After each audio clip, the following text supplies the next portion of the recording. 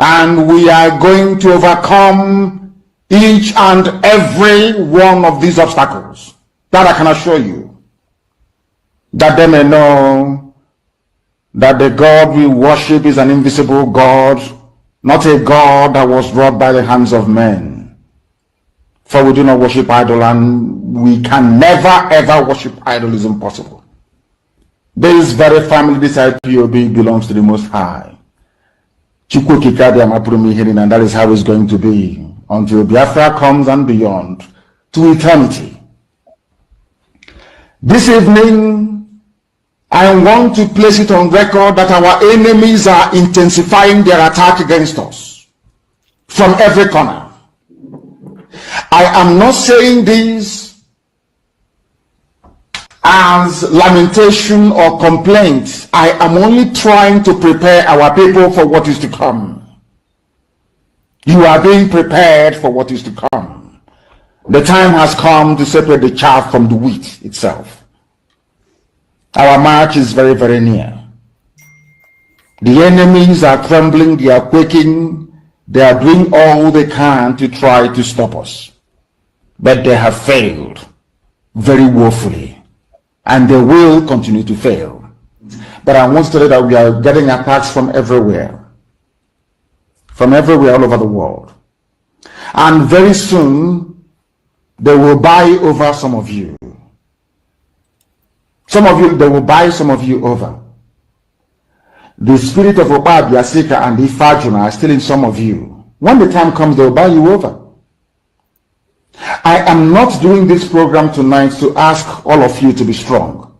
I am doing it to remind you, not that if they succeed in buying you over, you're not going to stop what we're doing. You can't. Not in you cannot. Not in a trillion years. But I need you to appreciate one very simple fact.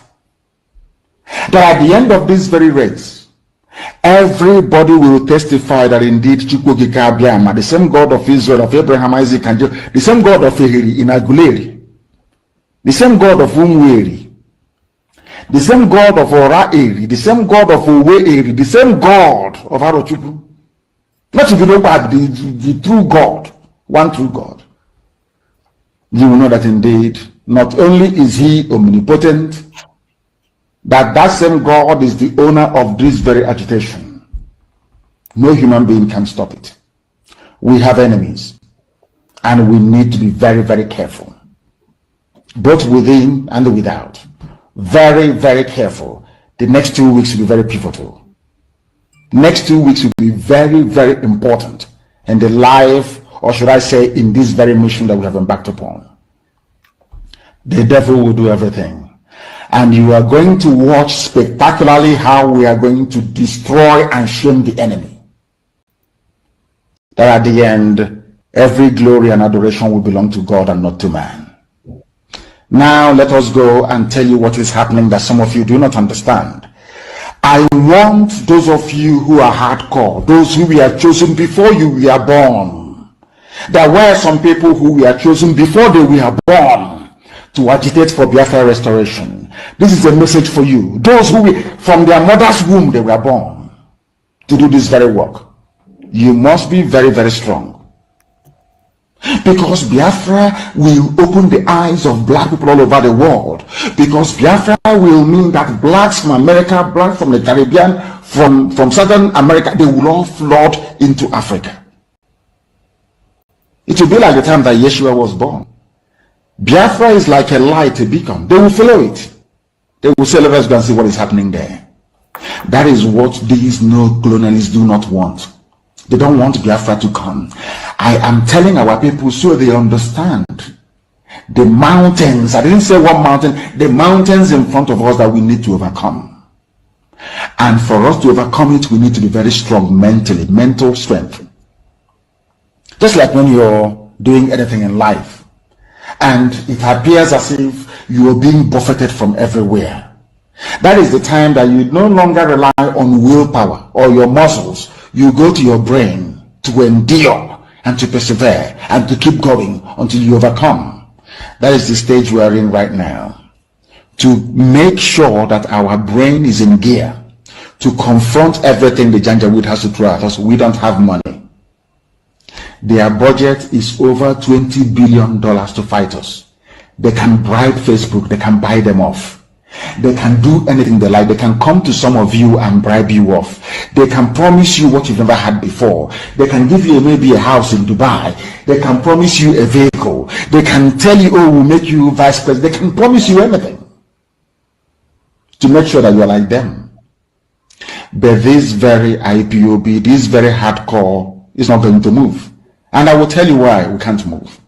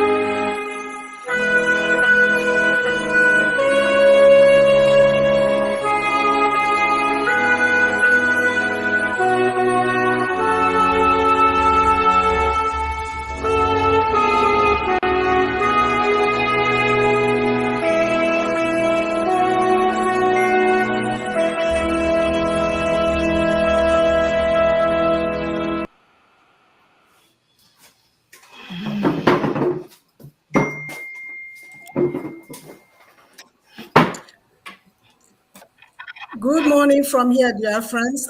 Good afternoon, good evening, good night, wherever you are. Today's program is being hosted by Biafra Republic Government in Exile, Department of Information, Media, and Communication. My name is Dr. Agi, the head of Department of Biafra Republic Government in Exile, Information, Media, and Communication Department. What we are doing here today, our guest is Dr. Ngozi Orabueze, but she will introduce herself. Everybody on this platform are members of Biafra Republic Media, Information, Media, and Communication. It's good to have you all here today. We appreciate you being with us. And if you have any questions, there'll be a number will be shared so that you can call in and ask questions. Thank you very much. Thank you. Thank you, our head of Department of Biafran Republic Government in Exile. It's good to have you in the studio after your first inauguration. And a big congratulations to you and every of your cabinet members and every other elected officials of the Biafran Republic government in exile. So with us in the studio today is me. So after all of you don't know me finish now, okay, let us see the next person. Mazi, introduce yourself. Greetings, fellow Biafrans and lovers of freedom. My name is Raphael Chiamaka Jere, and I'm glad to be part of this media information and communication department of the Biafran government in exile. Thank you. Thank you, Mazi. Vam, vam, vam. Here we have another man of old. Mazi, introduce yourself. Hello, Biafrans. My name is Paul Onwubiko. We are working with 555 vision, and we are 555 vision. Thank you, all of us of freedom. Thank you, all comrades. Thank you, the Biafran communication media, and every lovers of freedom. We extend our greetings to our great leader, Nnamdi Kanu. Also, send energy, strength, and the wisdom, power of God of our ancestors to the Prime Minister of Biafra, in the name of Mazi Simon Eba. Thank you all. Thank you, Mazi. And we have another gallant man here. Mazi, introduce yourself, please. Okay. Thank you so much, Mazi Sonny. With love and respect to every member of this Biafra government in exile, the information media department, and a special greeting to the special guest, Dr. Ngozi Orabueze, and special love and greeting to every member of Biafra Republic government in exile, Prime Minister, and the love and prayer to our leader, Nnamdi Kanu. This is me, Ugo, Biafran Voice 247 TV. Stay tuned as everything unfolds today. Thank you. All right, thank you. This is not the complete team, because this team can never be complete without all of you there on the comment section that is helping us to share, and also speaking of in diverse ways. Dotland Media is there, Biafran Writers of Conscience is there, Gaddafi is there, Battle Cry is there, Gloria Oku is there, Mouthpiece of the Gods of Biafra is there, The First Has Become the Last is there, Goodman is there, a lot of you, Dabereji is there, Ifeanyi Nwora is there. You people are too plenty. I know if you got the next finish. So, the media hands, I give una kudos for the work we una they do. Thank you so much. And together we move with full force. So, with that being said, and without wasting time, let us launch in the big guest of the day. The big guest of the day, you can see on the screen, is the person we await to shatter some tables today. And I hope some of you go fit stand when she don't shatter table finish. We're not take a music, the media we do. We know the point person. Okay, here is the amiable Dr. Ngozi Orabueze. Welcome, Dr. Ngozi. You have the floor. For your formal introduction, please. Thank you so much. Thank you for all you're doing. It is an honor to be here in your midst today. I thank each and every single one of you. I thank Dr. Agi for the wonderful job you are doing to kickstart the Biafra Government in Exile Ministry of Information. I'm so proud of all of you here. Well, my name is Dr. Ngozi Orabueze. I am a member of the Biafra government in exile, as some of you are aware. I am the Ministry of Health, the lead of the Ministry of Health. We have a Minister of Ministry of Health. I'm the head of the Ministry of Health. I'm also a member of the oil and gas, a member, just a little member of the oil and gas. And by profession, I am a family nurse practitioner, certified. I'm also a psychiatric mental health nurse practitioner board certified. So I'm board certified both in primary care and in psychiatric. Apart from that, I had my master's degree. I had my bachelor's degree from Valdosta State University. I went to Walden University where I obtained my doctorate. So I have my DMP. I have my Doctor of Nursing in DMP, Doctor of Nursing Practice, which is an equivalent of when you're going to say somebody have a PhD. So I have my doctorate in nursing practice, and also have a Bachelor of Arts degree. So I'm both an artist and a scientist. So I live here in the United States with my kids. So proud to be part of the Biafran government in exile under the leadership of Mazi Nnamdi Kanu and our Prime Minister, Mazi Simon Ekpa. I am really so happy to be here with you today. Thank you. Thank you so much. Please, our Honorable Minister, because some of us come from the quack areas. All these big grammars, you could use the one where it could be wire, so that our people could cap up. Because all these big grammar where you don't blow now, you tell me to recap one now, I don't go to recap anyone. Talkless of the audience, I mean, take a while, where you go speak. Welcome, welcome, welcome. So, with us in the studio, we are full now. So, going to the discussion of the day, you said the first issue on your agenda is the need for Biafra restoration and why. The need for Biafra restoration and why. So that's the first point on your agenda. So you have the floor. Thank you. Thank you so much, Sunny. That question about the need for Biafra restoration is very active right now.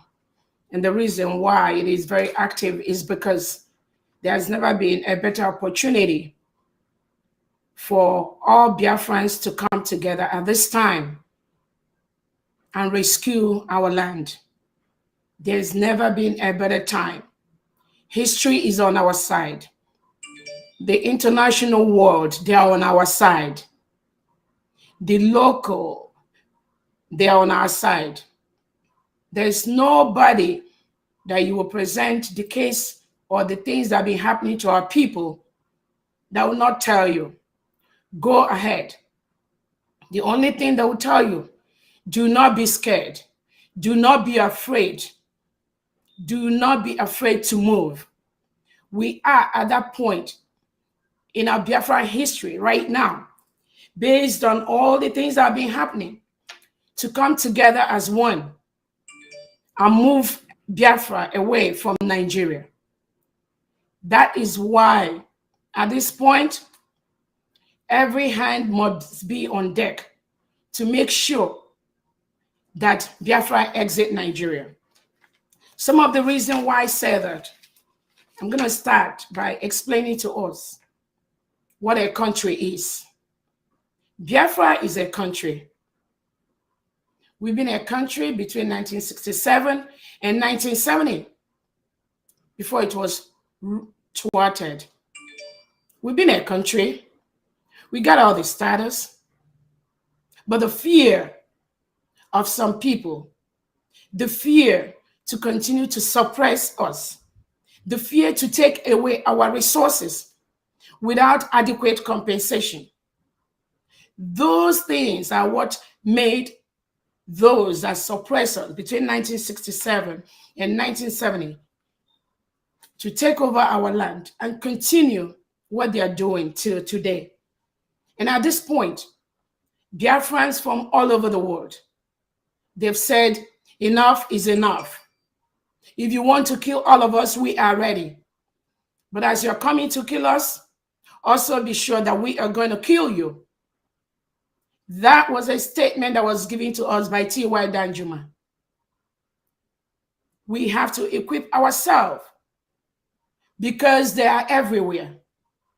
The terrorists have penetrated our lands. The terrorists are killing our people.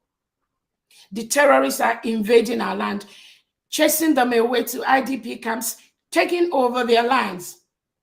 Are we going to stay and watch and fold our hands while these things are being done? No. So that is the reason why at this time, the spirit of Biafra is with us. The millions of children that were massacred between 1967 and 1970 and still being massacred today, those spirits have risen up and said, enough is enough. We are a country. Biafra is a country. And we've met all the statistics, all the requirements that made us to be a country. We cannot wait for anybody to give us our country because we have made the criteria. One of the first criteria for being a country, based on the 1933 New World Summit in Montevideo, Uruguay, which was convened by Franklin Delano Roosevelt. In attendance in that conference was United States of America. Mexico was there, and 18 nations from Central and South America. The Caribbean was there too. In that World Summit, the criteria to be a country includes 1, a settled population. We have a settled population. The old eastern region of Nigeria, we've settled there for years. So we met that number 1 criteria. The second one is a defined territory, a defined geographical area. We have a defined map, and all of you can see that our Prime Minister recently produced the updated map of Biafra. We have a defined territory. We have a defined geographical area. That's the second criteria that made us.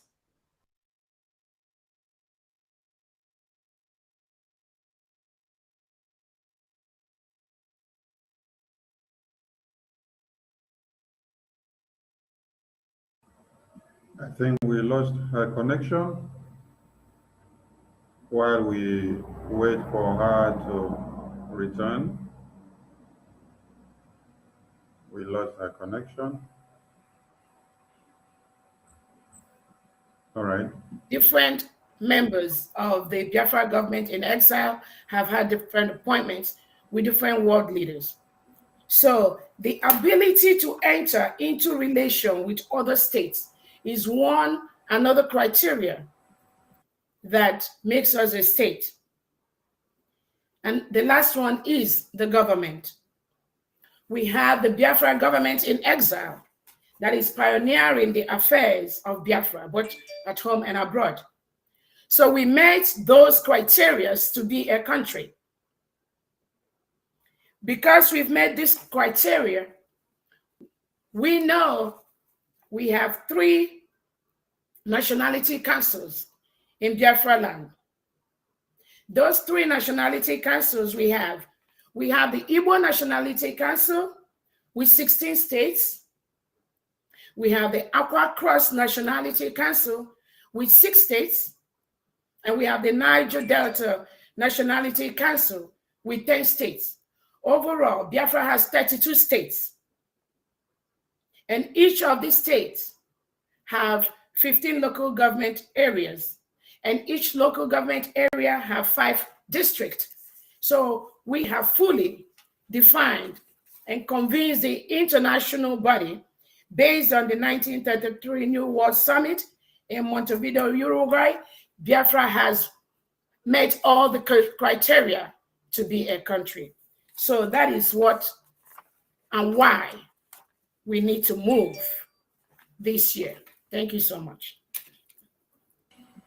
Thank you. Thank you. And audience, if you have questions to the point raised, jot down your questions because we will open the line for questions. And you make it very concise because we don't have much time. We have other engagements. Sorry, I can't hear you, Sonny. Is it from my own end or what? I can't hear you. Can others hear me? Can everyone hear me? Yeah, I can hear you. I think she lost her connection from her first device because the second time it came back, we are not seeing her from the angle. So whatever happened made her to lose connection from whatever device. Oh, sorry. Hold on. Can you hear any one of us now? Yes, I can hear you now. All right, thank you. Okay, I said, audience, if you have questions, you may take down your questions because when we open the line, you will be opportune to throw in your questions. But you need to be concise because we don't have much time because of other engagements that are ongoing. So the next on your agenda is the situation of Mazi Nnamdi Kanu, the incarceration, the election, the referendum, and Biafra exit. So you know which to start with. You have the floor again. All right. Thank you so much, Sonny. So I have to be switching computer here and there, but that's as far as it's okay. Okay. Now, the situation with Nnamdi Kanu, all of us are aware of what happened, how he was renditioned from Kenya to Nigeria, and how he's languishing in the DSS custody. 2 courts in Nigeria, fully instituted courts with all the powers, have acquitted and discharged Nnamdi Kanu. The United Nations Working Group on Arbitrary Detention, of which Nigeria is a member state. When you are a member state of a UN committee, you are bound by the laws of United Nations. So Nigeria is a member state of the United Nations. The United Nations Working Group on Arbitrary Detention, this member state, which has human rights obligations at both the regional and universal levels, have ordered the immediate release of Mazi Nnamdi Kanu unconditionally and to reimburse him with adequate compensation for the arbitrary violation of his fundamental human rights. This UN committee has recommended, has instructed that Mazi Nnamdi Kanu should be released unconditionally. Nigeria is a member of this United Nations committee. Unconditionally, and compensate him. Since last year, since 2022, up till today, that has not been done. The current Nigerian government and his legislators have refused to release Mazi Nnamdi Kanu. What did Mazi Nnamdi Kanu do? Nothing. Absolutely nothing, except what we are doing now. Self-determination is not a crime. It is a right. It is allowed by the UN Charter, by the OAU. Self-determination gives the indigenous, the citizens, the power to determine how they want to be part of a system, how they want to be governed. We have the right. It is our basic right. That is exactly the only thing Nnamdi Kanu was doing. But instead of the government to respect that opinion, they started killing people. They started killing everyone. Anyone that talks about self-determination, they eliminate the person. They kill them. That was how they ended up bringing Nnamdi Kanu from Kenya to Nigeria. Because of that, Biafrans have been calling for referendum over the years. Peaceful referendum over the years. We want to vote. We want to call a referendum for Biafrans all over the world. Because of the bad leadership in Nigeria, Biafrans are scattered all over the world. They live in droves. And we cannot continue to be visitors in other people's land, excel in other people's countries, while our own land is being ravished, while our people are dying of the basic health care that they need, basic amenities, they don't have it.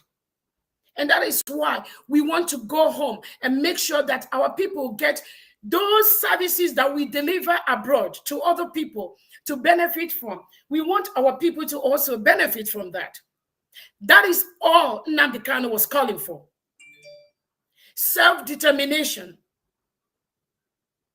Give our people the right to decide how they want to be governed.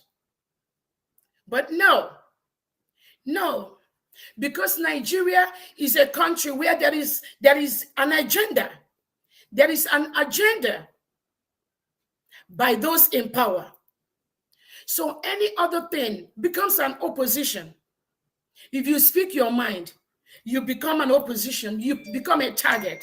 If you express yourself, you become an opposition. You become a target. If you march peacefully on the streets, unarmed, you become an opposition. You become a target. They kill you. How long are we going to continue to allow such heinous crime to be committed against our people? That is all Nnamdi Kanu was asking for. That is the only thing he requested for. And Nigerian government, with his agent, they planned. And with some insiders, we all need to know. Is the rat inside the house that told the rat outside that there is meat in the kitchen? But those people didn't know that the major tactics that Fulani uses to get people is divide and conquer. If they come into your house right now and they see that maybe I have 3 or 4 children, I love this one more. When Fulani comes in there, what they will do, they will get another child of mine and pay that one money to attack the other one. That's how they rolled over the years. And they're doing that in Nigeria today, as of today that we are talking. How long are Biafrans going to continue to allow the Fulanis to use them to fight each other, to sell each other? That was how Nnamdi Kanu get up where he is right now, languishing in DSS custody, dying. Recently, we heard there was a breakout of tuberculosis in the cell where he was. He was having nose bleeding. What did this poor boy do? Poor man do? What did he do? Except let my people go. Call for a referendum. And that is how he is there today. So the court, about 2 has said, let this man go. The United Nations Working Committee has said, let this man go. But the Nigerian government has refused with the legislators, because once they buy them over, anything they say, they believe with them. They're still holding that man, denying him access to proper medical care. The Biafra Medical Practitioners Board, they've written to the government, they've written to the world leaders to compel President Buhari to allow Nnamdi Kanu to get an expert care outside the dungeon, outside the prison. That guy is slowly dying there. They refused. What part of the world do you have somebody who is just propagating for self-determination? You plan with the Kenyan government. You just, without going through the normal process, and you just move him into Nigeria and lock him up, thinking when you lock him up, self-determination is going to die. Really? It does not work that way. The kidnap and rendition of Nnamdi Kanu from Kenya to Nigeria has made some people that ordinarily they were not interested in what Nnamdi Kanu is saying. It has pushed them to come out and let the world know there is nothing wrong that Nnamdi Kanu did.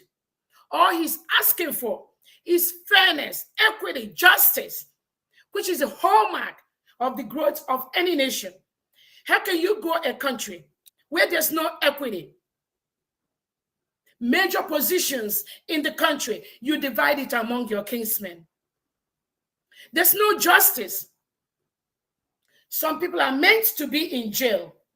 Some others are not meant to be in jail. There's no peace. All these terrorists that come from the Sahel, they were brought in by those that are the key players in Nigerian politics. They don't come for peace. The Fulani, they don't come in for peace. They come in as herders, as marauders, and they move from one state in Nigeria to the other, displacing the indigenous citizens as they're doing this. If you refuse to be displaced, they will kill you. We've seen horrific pictures. And anybody that needed more information after my broadcast, give me your email. I'll be willing to send you the facts, the figures, the information that you need. They take over people's land. They kill them. They maim them. They butcher them. They rape their women. And they take over their homes. Not just in Biafra land. It happens all over Nigeria. We saw what happened in Benue, in the IDP camp. People were chased away from their original homes. And they still went to the IDP camps where the government put them so that they will calm down. These Fulani marauders still went to the IDP camps on Good Friday, this past Good Friday, and killed over 30 or 40 in Benue State, Nigeria, in IDP camps. And they target mostly the male children, the male youths, because they strongly believe maybe the male will come and fight back. How can we, the international world, how can we continue to exist in a country where these marauders come in with AK-47, sophisticated weapon, and they kill us? So we just sit and watch as they kill us and maim us. And this has gone over the years. It happened in southern Kaduna. They are killing with impunity every single day. We see where their people are being massacred.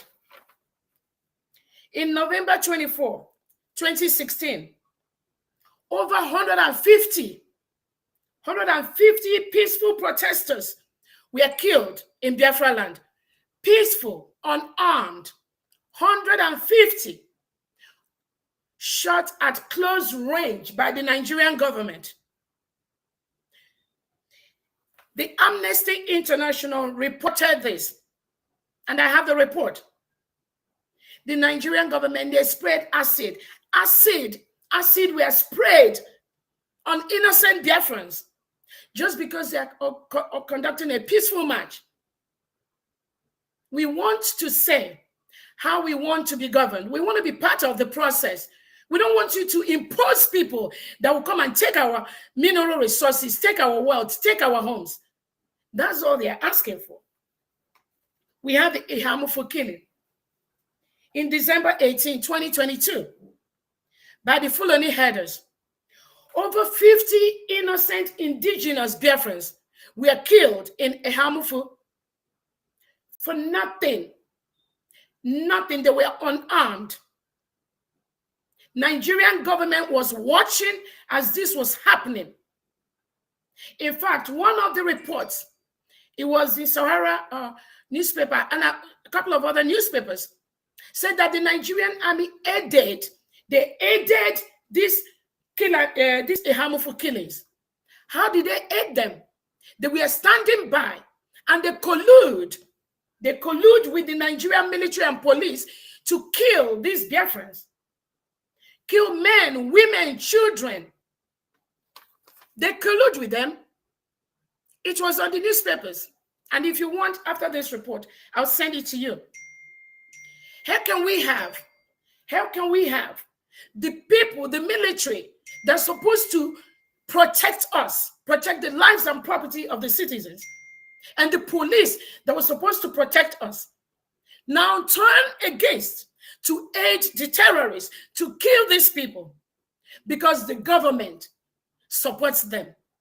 And then when our people, when our young men and women, when we try to resist, the Nigerian government will send the army to attack us.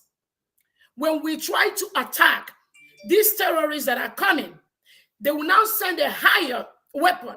They will bring the aeroplane, they will bring the jets, they will bring the fighter, the bomber jets, they will bring everything. Because these military equipment Nigerian government have, it is our tax, it is taxpayers' money. But when the Nigerian government and these administrators, remember, it's not just the government, it's also these Biafran governors, the Southeast governors, South governors. They collude with the government.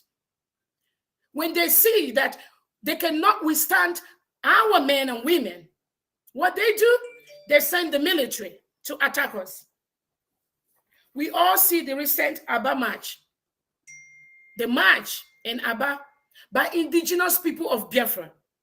Indigenous people of Biafra are never terrorists. We stay in our own land. But for the Nigerian government to continue to do the killings, to suppress and oppress us, they term IPOB terrorist. Tell me where in the world you have seen any IPOB member coming to conquer, occupy somebody's territory and kill. We don't do that. We don't do that. But why did President Buhari do that? He did that so that the world will start attacking us, so that the world will start seeing us as terrorists, even though we are not. We are pure innocent Nigerians from the southeastern, south, and southwestern part of Nigeria. We are just asking for fair, equity, fairness in the government of Nigeria, but they refuse. Instead of listening to us, what they do is to unleash soldiers, military, to kill us. During the recent Aba march, over 30 unarmed, innocent, indigenous people of Biafrans were killed on close range by the Nigerian government. What country does that? What country does that? We have different types of things you can use to stop people if you feel they are marching and maybe they are becoming violent, which they did not do. You can use rubber bullets. You can use tear gas. Those things you can use. That some of you travel to civilized countries and you see what they use. You see how they do it. Why don't you implement the same thing inside Nigeria? Why use live bullet when people are marching unarmed? And you want them not to talk? Some of us, our brothers and sisters, were killed. And then you go to the international world and lie to them. Oh, they are killing the police, killing the military.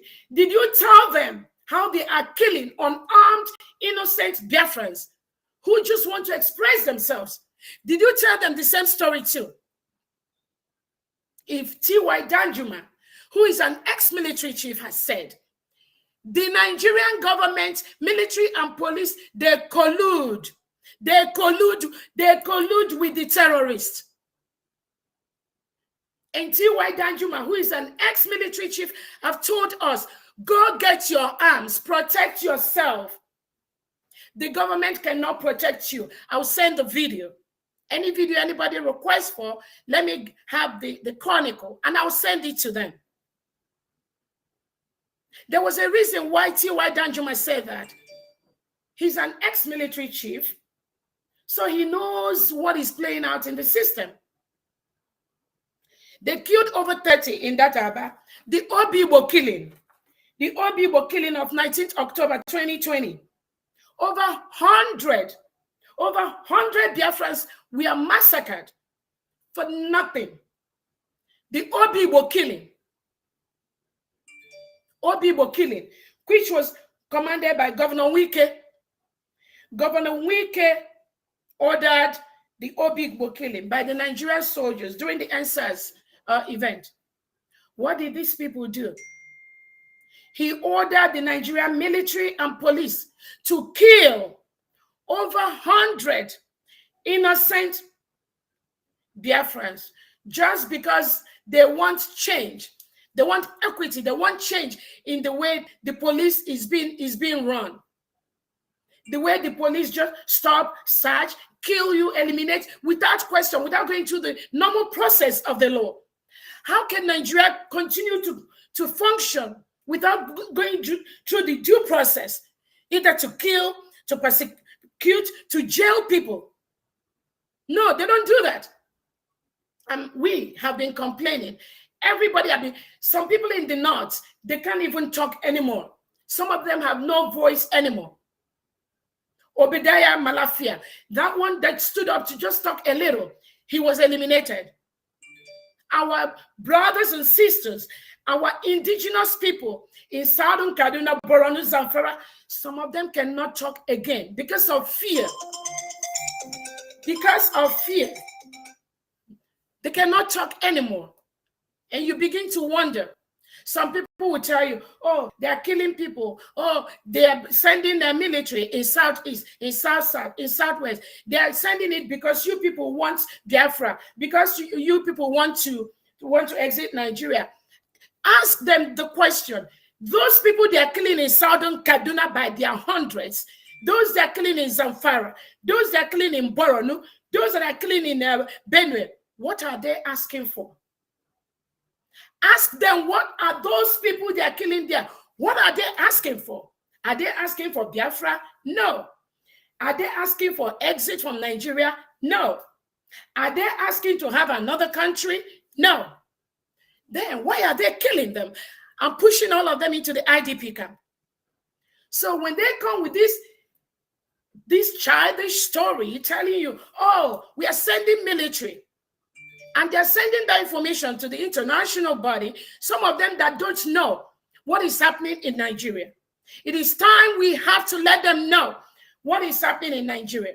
Some of us have had the opportunity to meet leaders in this country, and they said, I didn't know this is happening in your country. Why are you all keeping quiet all this while? So this type of thing is happening in Nigeria because the government have used their power of the press to suppress certain news out there. The Nigerian press have been so suppressed and oppressed that there's a guideline on even the words they can use. Using words like Fulani terrorists becomes a trigger. I believe any television station that goes that route will immediately be fined by the Nigerian government. This is something they've done over the years. So when people don't see our story out there, it is because of this continuous suppression and oppression that have been going on for the past 60 to 100 years inside Nigeria. That is why most times you pull Google, you won't see the right information. You pull your YouTube, you pull everywhere. You pull Twitter, you won't see our stories. Because the government have the tendency to bribe. They bribe all these agencies. CNN may not carry Biafran story. Not that we are begging them to carry that. Not that it's going to make any difference in our quest to exit Nigeria this year. But when they get bribed, even in the United Nations, it becomes hard for them to air our story to the world. It becomes hard for people outside the world to know what is going on inside. So we've been dying in silence. We've been begging to leave. How long are we going to continue? Our brothers and sisters, children, mothers, fathers, how long are we going to continue to beg to leave in a country where the government armed the terrorists and sent them down to Biafra land? We have several arrests, detention all over Nigerian jail of innocent Biafrans. The only thing they ask for, please, let us discuss how to be one. Because there's no equity, there's no fairness, there's no justice, there's no safety. The terrorists are killing us every day. And the government refuses because they know the resources, the oil that is predominantly in the south. They are milking it. And they are milking it and moving it to international bodies. Some Western world are milking our resources today, while our people are dying every day without electricity, without water, without good health. What country, if you are a country outside Nigeria and today you are participating in taking the oil from Nigeria, you need to have a rethink. You need to question yourself on the injustice and the dangers and the loss of life you're causing to Biafran people and Nigerians in general. This is what is going on. All of us still remember Idara Gold. Idara Gold is still locked out. Poor innocent girl from her 19-year-old, she's still locked up today because Buhari believes that Idara Gold is talking about Biafra. What did she do? What did the innocent child do? And so many other people languishing in jail. And the major thing that is bringing this, Nigeria knows that they must use some people to continue to suppress Biafrans, to suppress the Oduduwas, to suppress the Middle Belt, to suppress the Arewas. So when they come to your community, they figure out the best thing to use. And for Nigeria, that is why you have the policy that the Nigerian government has used, taking the policy of rehabilitation and reintegration of non-terrorists. What country in the world rehabilitates and reintegrates non-terrorists into their military, police, army, air force, everywhere? What country does that? And then you have the guts to say that IPOB is a terrorist organization. But you, President Buhari, Nigerian legislators, you passed the law. Because I believe before any policy becomes activated, the legislators have to pass it. The House of Rep and the senators. You passed a law for Nigeria to rehabilitate and reintegrate non-terrorists into the security system of Nigeria. What do you expect? What do you expect? When you see Nigerian military burning, using the gun, you all have the video, using machine gun to be on close range, burning, shooting, burning people's home, shooting them at close range. And they don't care. Where do you think those people are coming from? The indigenous Nigerian military and soldiers that are trained, they don't do things like that. But because the Nigerian government has passed this policy to reintegrate and rehabilitate non-terrorists into the Nigerian military, police, that's why the chaos, and they know the reason why they did that. That's why when they go to Biafra land, they don't care because they have an agenda to meet. Kill, maim, occupy, rape, it don't matter. And because of their orientation, they come from a different orientation from the Sahel, different religion, different ethnicity, different background. Killing is nothing to them. Beheading people is nothing to them. Opening and ripping up a pregnant woman's womb, dragging the kid and flogging the head on the cement is nothing new to them. And some of you expect we are going to keep quiet and allow this to continue. No, it's not going to continue. Let me stop there. Thank you.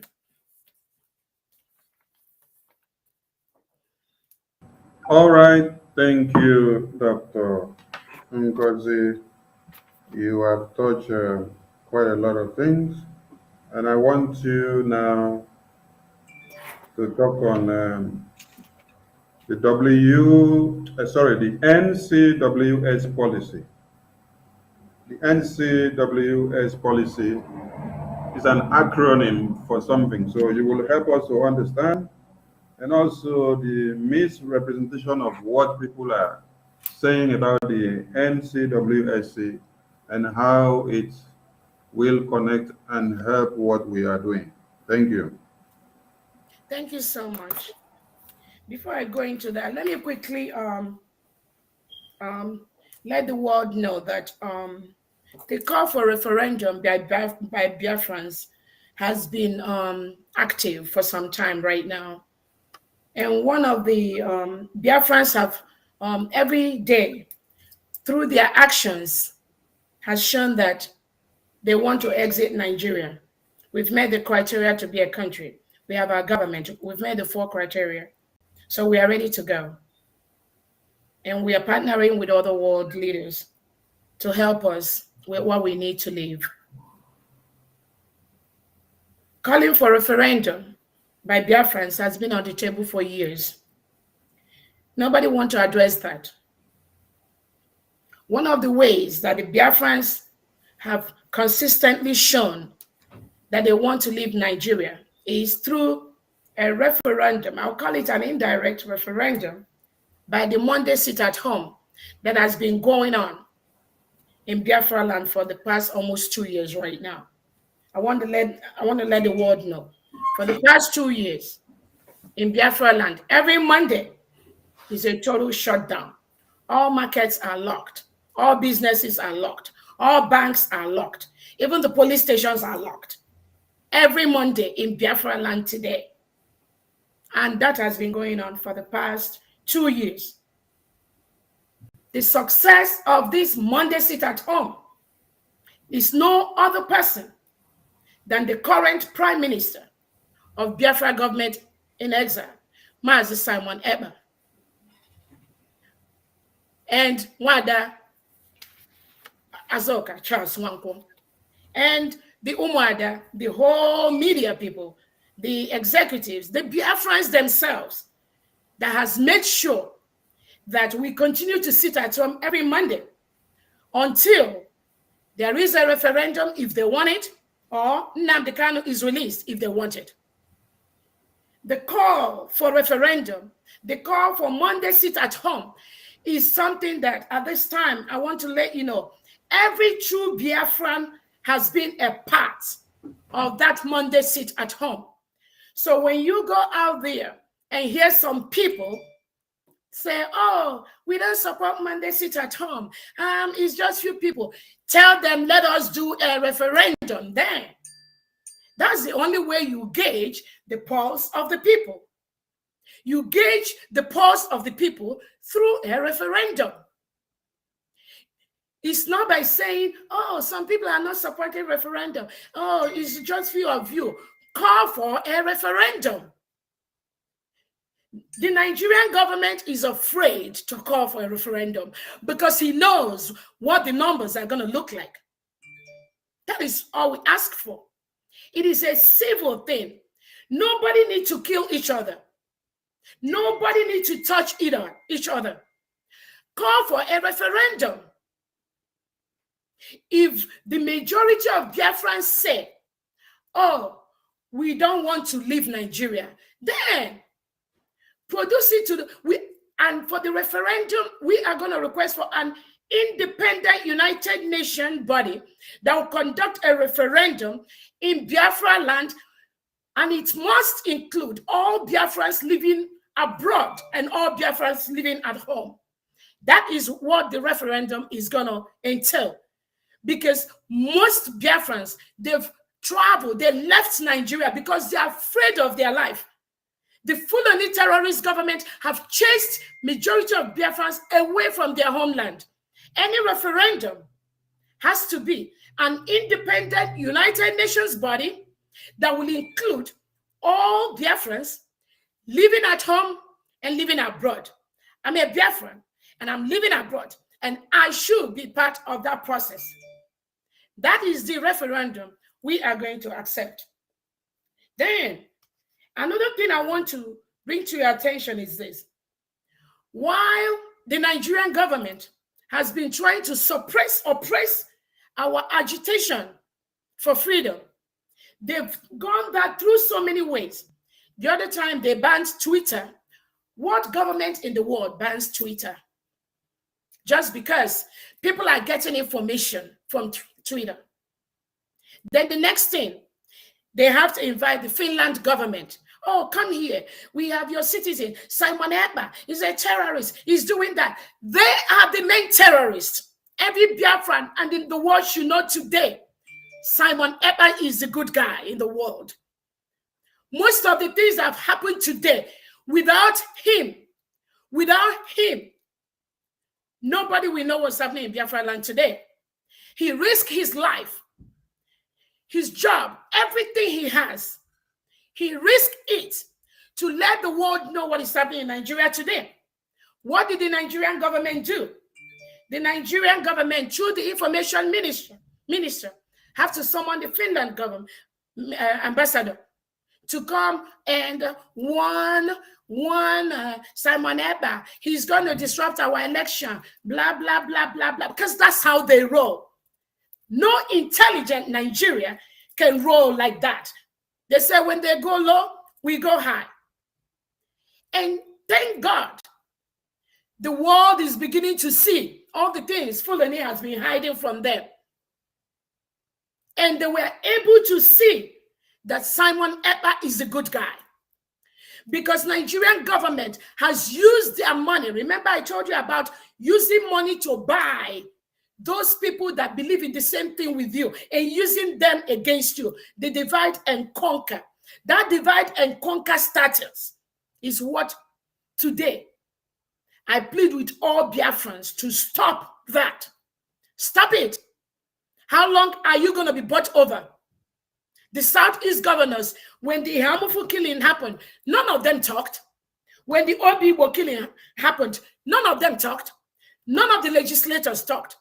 All these killings, the one that happened in Aba, which of them come to the air to condemn that? That is how you know you run a government. A government that boldly come out and said, Nigerian army, you cannot use live bullets on unarmed innocent citizens that are marched, no matter the reason for the march. Even if they are marching to remove Buhari today, which they were not. They were marching for you to release Nnamdi Kanu and call for a referendum. That's all. Did any of the House of Legislators come out to condemn that? No. Did any of the governors come out? No. Even the ones you have that are working with the Nigerian government executive, did you hear any of them come out on the national daily to condemn the Aba killing? No. So what makes you think, as a true Biafran, you can continue to liaise with people like that? What makes you think they have your interest at heart when they've killed your brother, killed your sister with live bullet, and they have the option to use a rubber bullet or use a tear gas? So there we have their life. People that don't cherish your life, somebody that can easily take away your life, what business do you have with that person? So I use this opportunity. Thank God for Simon Ekpa, because without him, I don't think there'll be anything like Biafra land today or Southeast Nigeria. Thank God for stopping them. And we're going to use everything in our power to stop them and continue to stop them. So I'm pleading with all Biafrans, please, let bygone be bygone. In every struggle, there might be mistake. Even in your office, not everybody likes you. In your job, not everybody likes you. There will be difference of opinions. But the superior thing should be that thing that all of us want. It's not about position. And I keep telling people, when you're building a country, there are millions and thousands of positions that each and every Biafran can take up and provide and produce their best. We have 32 states. In that 32 states that I mentioned, let me be sure and be clear. In that 32 states, Honorable Minister, Honorable Minister, sorry, because of time constraints. Okay. Go ahead. Because of time constraints, I would like you to jump over to the NCWS. Oh, great. Quickly, yes, thank you. Let me quickly brief you about NCWS and the Biafrans. Some of you that know me, I'm somebody that is very, very passionate about community. I keep saying that. Some of you must have seen some of my videos that we have cut and join and all that, but I'm glad some of you were able to watch the full video. And NCWS means National Congress for Women's Society. What NCWS does is to fight and create good leadership. We bring the youths, we train the youths about good leadership. So we catch them. Excuse me, you said is National Congress for Women's Society. We WO-men. So it has both women and have men. National Congress for Women's Societies Nigeria. Right on. Great. So what we do is to groom good leaders. I believe in good leadership. It has been my passion. We groom good leaders from the scratch. And we formed NCWS, I think around 2017 or thereabout, around that time. And our major task is to make sure that these young leaders from all over the country knows that there are criteria that need to qualify you as a good leader. Some of those criteria is, if you are running or if you're leader of a country that claims to be a secular country, you cannot have two laws in a secular country as is being operated in Nigeria today. And that is why we are cut out in the 36 states in Nigeria. The reason for that, it's not just easy to say, we're gonna teach our Southern and Biafran people what good leadership is about. You have to teach the whole people that believe that they were Nigeria about good leadership. That good leadership is letting them know, if you believe in one country, you cannot have two laws. One is a Sharia law. About 12, 13 states in Nigeria today are practicing Sharia. Then we have the secular law, the constitution in the southern part. We teach these young leaders from the start, if you become a leader, whether you're a House of Representative member, whether you're a senator, you must make sure that such laws are broken down, because that is the only way you can build a good society. So they learn all these things in NCWS. As they go, they are beginning to question the authorities. That is why even in the North today, you can also see the agitation for good leadership. Those are some of the things that NCWS teach their members. We have a policy. NCWS had a policy which was generally agreed on before this election. NCWS agreed there will be no support for any presidential election in Nigeria, for no presidential candidate. It was a resolution that was passed by the whole organization. You can ask anybody. We are all over the world. Call any member, ask them, what is the resolution of NCWS towards Nigerian election? We are passed a resolution. No NCWS member will participate in the Nigerian 2023 presidential election. The reason we say that, we arrived at the conclusion that none of the candidates met the criteria to be the president of Nigeria. We call for referendum. We call for restructuring. We call for Biafra exit or Oduduwa exit. But the thing among us, and again, that's what I used to say before, some of these people, our own people that are being used, the divide and rule thing, we see that inside us. So they want to portray NCWS, very beautiful organization that have trained thousands of leaders all over Nigeria. And you go and meet them and you speak with them. The stoning of Deborah, it was NCWS members in that state where Deborah was stoned that was carrying it all over the media. You cannot stone a Christian who just happened to be in a Sharia state because she does not understand what Sharia is all about.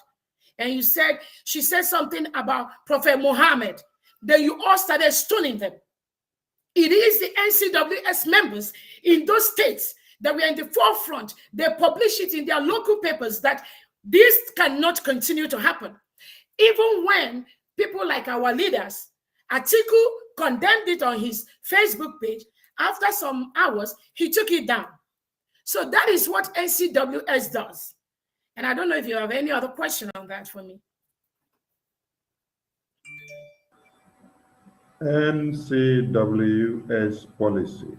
Now, how will it inform us on the Biafran cause? Okay, so NCWS is is an organization. Biafran cause is what I think we have to focus on. Biafran cause, because if I want to bring all the 36 NCWS members to come and be talking Biafra, that might be, some of them may not even know what you're talking about. So we have to focus on Biafra restoration. And Biafrans that want us to restore Biafra, that should be our major focus. What are they doing in their private moment, in their public moment? What are they campaigning for? What are their behaviors? Are they setting up people in our homeland to fight our ESN? Are they bumping us against each other? Are you castigating someone ever? And then you say, oh, I was doing Biafra before, and now I don't want to do Biafra again. I want to focus on Simon Epa and Madam Azoka and tear them down. Who are you pulling down? Why they pull him down? PhD. That is what they call it. What are you doing for Biafra? Where is your eye on the ball? No true Biafra will remove their eye on the ball. If you focus your eye on the ball, even if you have a problem with Simon Epa, even if you have a problem with Ngozi Orabueze, even if you have a problem with anybody, what are you doing to make Biafra come?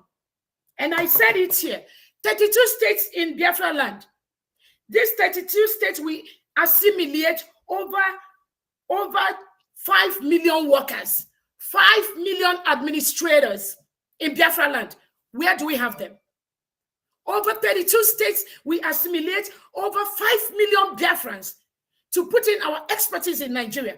We don't even want 1/1 million of that at this time, and people are fighting each other, fighting for position, fighting who is going to be the state governor, deputy governor, senators, House of Representatives in all these 32 states. Is it not human beings like all of us that will go in and do that? Who is going to be the ministers apart from the federal? You go to the state, you're going to have the health ministers, the education ministers, you're going to have the information minister in all the 32 states in Nigeria. Who is going to do that? And we're fighting for 10, 50, 20 positions. You're talking about 5 million administrative positions in Biafra land. Who is going to do that? So we need to refocus, we recycle. All those menial things, you come on air, you come on your Twitter page, on your YouTube page, and you're destroying your fellow Biafrans. Let today be the last time, please. I'm begging you. I'm begging you. We don't need that. Don't do that. Don't give the Fulani more ammunition than they have. Do not do that. Because at the end of the day, they will divide us. And our land will continue to suffer. Our mothers and fathers will continue to be destroyed and killed. Our daughters will continue to be raped. Nnamdi Kanu will not be released. Do not do that.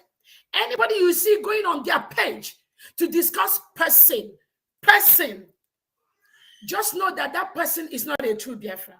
Thank you so much. Thank you, thank you, thank you. From the comment section, there's a question that was posed. It said, this lady has spoken so well. Is this the same woman they say she is working against the Biafran struggle and that she is working for Nigeria? So address that issue, please. Yes, it is the same person, the same Dr. Ngozi Orabueze. Yes, I am the same person. Yes. And and that is why Hillary Clinton will always say that people will always talk about you. If you're not doing something good, they won't talk about you. I see people come online, come on air, instead of putting suggestions that will help us get Biafra. They are focusing on Ngozi Orabueze and Ngozi Orabueze. And some of them, they cut and join my podcast, and they will post it out there. I forgive them. I forgive them, because if they know what they're doing, they should know that what we are fighting for, what we are looking for, is much more important than saying Ngozi Orabueze is working for government. I wish Fulani is giving me money to come and give Biafra. I will go and ask for the money. How we may go, Biafra. I'll be so happy. But because I call, we mobilize people. Now, Yokwa people, because they are in a donation. And the people that understand where we are going, they are donating. With all Biocha, they are happy to donate. Because I am Anji na scissors wage no so Fulani ogo. You can't fight the terrorists with knives and said, oh, God already gave us Biafra. God gave us Biafra, but you must equip yourself with the tools you need to get Biafra. What are those tools? We must equip ourselves the way Fulani is equipping themselves. Those people that carry AK-47, Danjuma has told us, if you know where they are going to get that, go get it yourself. How are we going to get it? So we need money. We need money to be able to get those things. So happen then I say Ngozi Orabueze, they don't exist. Those are the list of our problem, if you know what I'm talking about. People that will come out and say, when you see any Biafra that give more than $100 or $200, that means Onyanwa is working for the government. That shows you how low their IQ is. That shows you how low level some people's IQ is. That shows you how low they bring Biafrans. Biafrans that are the biggest industrialists all over the world. What is $5,000 that you want to give to Biafra restoration? What is $10,000? But some of these people that have done this thing for 100 years, they believe if you've given more than $10, then if you give more than $100, oh, you're working for the government.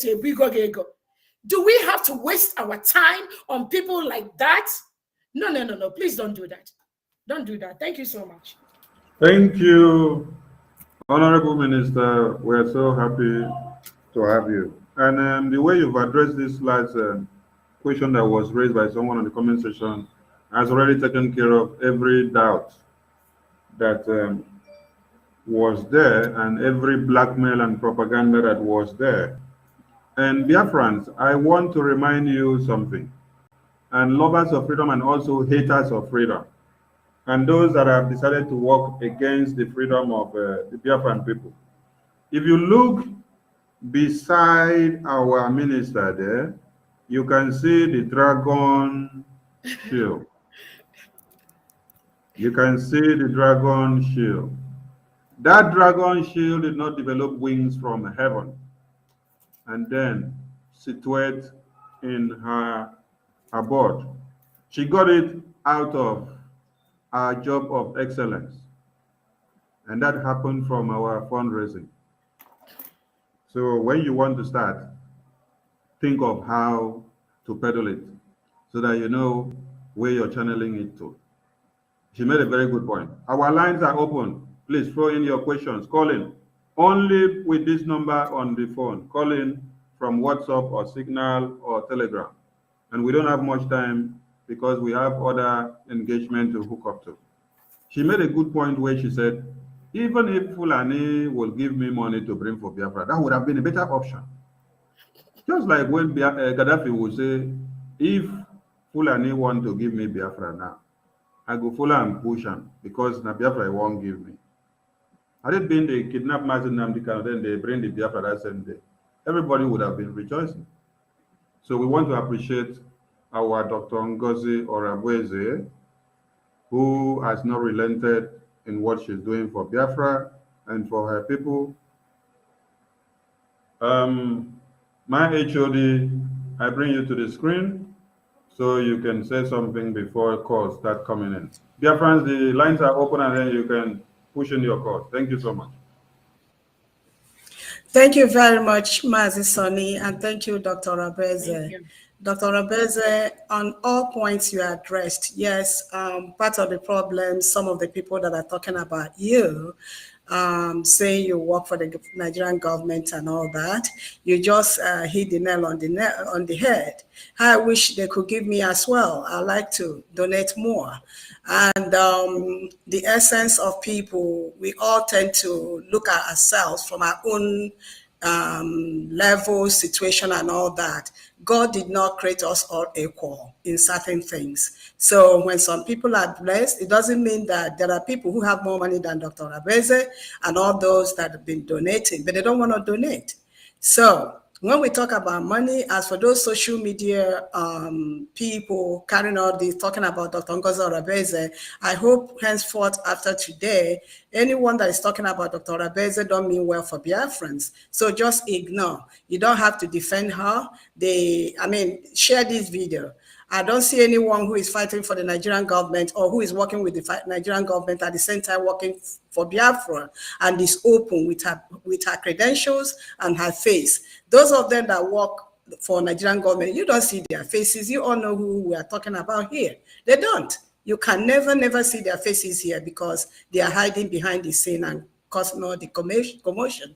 So some of them is poverty. So if they can, poverty of the mind, I'm not talking about poverty of finance. When they can't donate $1, when they see someone that is donating $100, it makes them as if you stole the money from somewhere because they are poor at heart. So Dr. Ngozi Orabueze, thank you very much for all the questions you've addressed. And Mazi Sonny, thank you as well, and continue to be anchoring this program. Standing by. Thank you very much. Thank you so much, ma'am.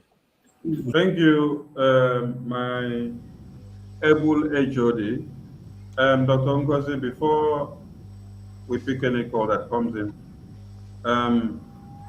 with your experience as a medical practitioner, when we heard that MNK was throwing up intermittently when our lawyers visit him, what could be the symptom of that? Thank you so much. Again, so many things could cause Mazi Nnamdi Kanu to be throwing up inside the jail, in the DSS custody. So many things. He could be nauseated. He could be not taking the right medication, maybe not taking the right food, anything. Somebody being in DSS dungeon in Nigeria, that's a horrible place to be. I know we had a meeting one time with our health minister, Dr. Sam Agubose, who is our health minister, and he addressed that with us. He told us that one of the possible reasons could be that maybe they starve him, and then when they hear that somebody is coming to visit him, they will immediately give him food. And then the food is given to him in a bulk or in a large quantity. So when he eats that food in a large quantity, that could now make him to throw up when there are visitors around him. So that is what our health minister explained to us. But there could be other factors. There could be other reasons that could make somebody to throw up. There could be infection that is not being handled well. We all heard the other time that he has this ear infection that is not well treated by a specialist. You can't just bring a primary care doctor to treat specialist areas. We have primary care doctors, not that they are not capable, but they will treat the ones and they will tell you, now take this person to a specialist to know what is going on. So now, but I believe he's not getting the specialist care from his own doctors in that DSS dungeon. So just bringing a general primary care doctor to look at him and not sending him to the ENT or to the GI doctor, or there's so many areas, or to the psychiatric doctor. He's going through depression. Many things many diagnoses could be the reason why what is happening to him is that maybe he didn't sleep well. So you can relate all these things. There's so many reasons. But the bottom line is this: they are holding him there. They're refusing him the care he needs. We've written, the Biafra medical practitioners, we've written to them to release Nnamdi Kanu. It was published in Nigerian newspapers, and I can send it to you or whoever wanted. And they read it. But they still refused to release Nnamdi Kanu. What did that guy do to him? They want to kill him, and they think if they kill him, that they'll be okay. So many factors could lead to that. Thank you. Thank you. With the advent of bringing in tuberculosis patients into a cell room, what are the dangers that await his own health? That is very, very dangerous. That is very, very dangerous. There is vomiting, and there's so many things that could go wrong.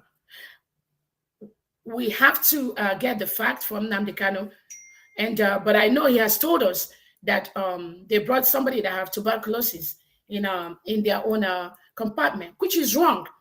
How can you have somebody that tested positive to TB and you're circulating the person in a general environment?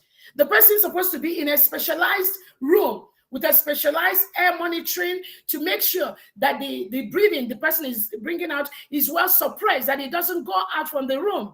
How can we run a system like that? And that is part of what we are going to be looking at in Biafra government and in Biafra as a whole.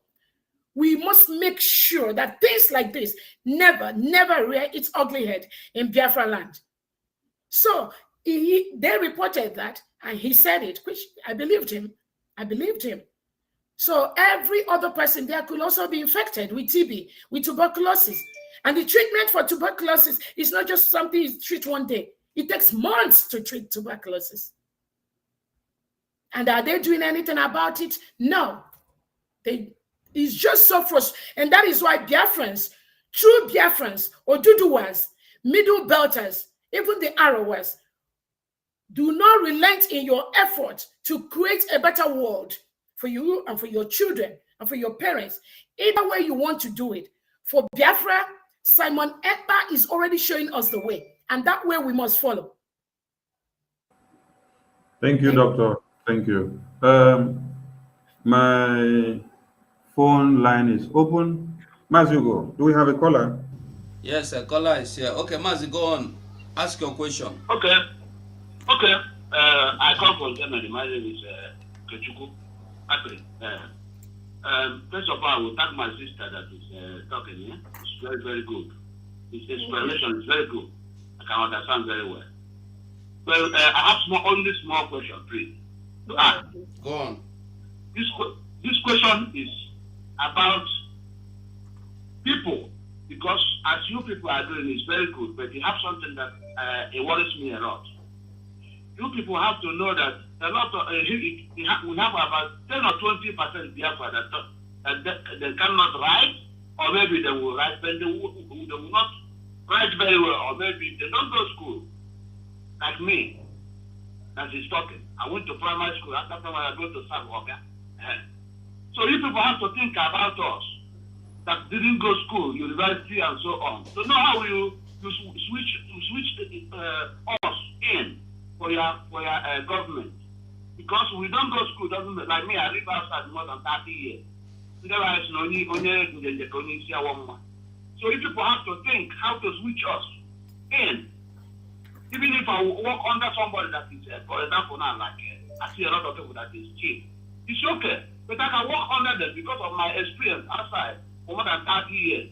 So let you people don't forget us that didn't go to school too much. That's only my listen, please. Sorry that I talked that because it's another topic. But help me, please. Talk about it, please, my friend. Please. It's very important. Thank you, caller. That is a concern raised, and my minister have had it, and that will be submitted to the government in exile, and that will be looked upon in consideration. Thank you. And I also wanted to add to the last speaker I hear you. Such concerns is genuine, and that is why sometimes you see people go out on their way to do things that ordinarily they won't do because they get frustrated, because they believe that they've been forgotten. And that is why I said so many millions of Biafrans are going to participate in Biafra building. But at the local government level, the state level, the federal level, we have the Biafra Recruitment Department. We have that list. We've been sending it out to the whole world for the past 1 year. If there's anywhere in that list where you think you belong to, please just go and submit your resume to biafradepartments@gmail.com. biafradepartments@gmail.com. We've been talking with so many Biafrans. Education, we have so many educated illiterates. It's not about education. Everybody has a role to play in building Biafra. So it's got nothing to do with education. But it got something to do, being able to be passionate about what you want to do and where you want to do it. You don't have to have a master's or PhD degree to do an artwork like a dragon like this. But we all know how much this was sold at. It's not about education. It's about your passion. It's about what you want to do. It's how you want to help Biafra.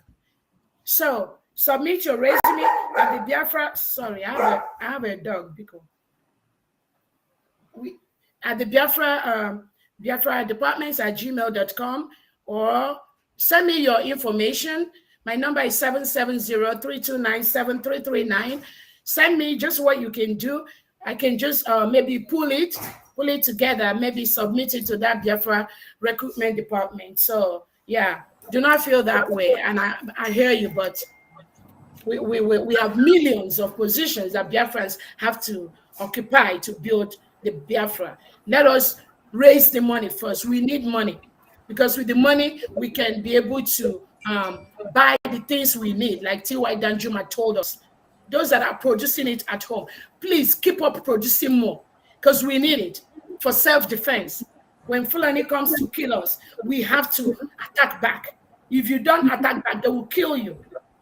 And they're all over. We don't want to be in our homeland. Somebody will come and kill us. Thank you so much. Because of time, Azirab, you have a question? Yeah, there's one fellow that is constituting nuisance on my YouTube. He's lucky that they've not blocked him, but anyway, he asked a question and maybe he needs an answer. I've asked him to call in anyway. No, some of them may be trying to call, but they can't get through. The name of this fellow is Chiem Obunike. He said, my question to Dr. Ngozi is this. Do you think it is right to be working for an organization that Nigerian government supports and at the same time fighting for Biafra restoration? No, don't worry about that question. Nigerian government does not support any organization. So it's good to clarify the idiots so that they will stop. Nigerian government does not support any organization I belong to. I don't work for Nigerian government. I don't even know where that is coming. I've explained to you all. When respond to them, they are constituting nuisance so that they will rest their. You have already addressed that issue. I mean, everybody's entitled to their opinion, but I have clarified that. Thank you. You have clarified that already. The person is just taking us backward. So, dear friends, we thank you so much for your time, and we really apologize that we did not have so much time for you to throw in your questions and to do whatever you want to do. As we speak now, we have another engagement to hook up, and others are ongoing. So we will draw the curtain on this broadcast here and now. So we give a very big kiss to our special guest in the studio, and she is from the Biafran Republic government in exile. We have many other hands there. So we call you all Biafrans to support them in whatever they are doing, because they are moving us to a different dimension which we've never been before, just like our leader had said. And with that being said, we have one of our comrades in the house that was not here when we started, Please, Mazi, choose survival just in seconds, because we have to leave here now in the next 50 seconds. So in seconds, say hi to Biafrans as we draw the curtain.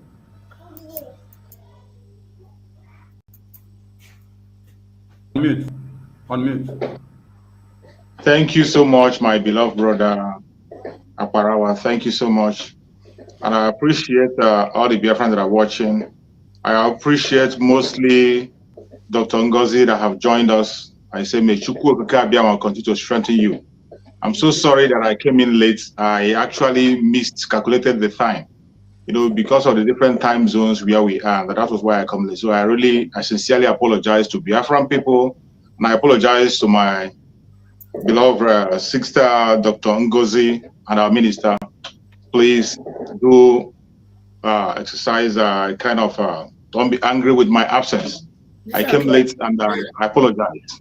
Please, fellow Biafrans, forgive me for coming late. I appreciate everybody that have been able to be here all this while, and my fellow comrade that we are hosting the program till this time. I say, may Chukwu be my guide and protect all of us. Thank you so much. Thank you, thank you, thank you. Thank you so much. We need a closing remark from the head of Information, Media, and Communications Department of the Biafra Republic Government in Exile as we draw the curtain here. Thank you, ma'am. Thank you, Madison. I thought I did earlier, so that thank you, Biafrans. We appreciate you watching us and your continuous support. That means a lot. Just like we all have been saying, no matter, just do your best. The little you can contribute is about Biafran. It's not about money. We appreciate you and look forward to such program as we progress. Thank you very much, and thank you, Dr. Orabueze, for coming. Thank you. Thank you so much for having me. Thank you. Thank you. Bye, everyone. From us from here.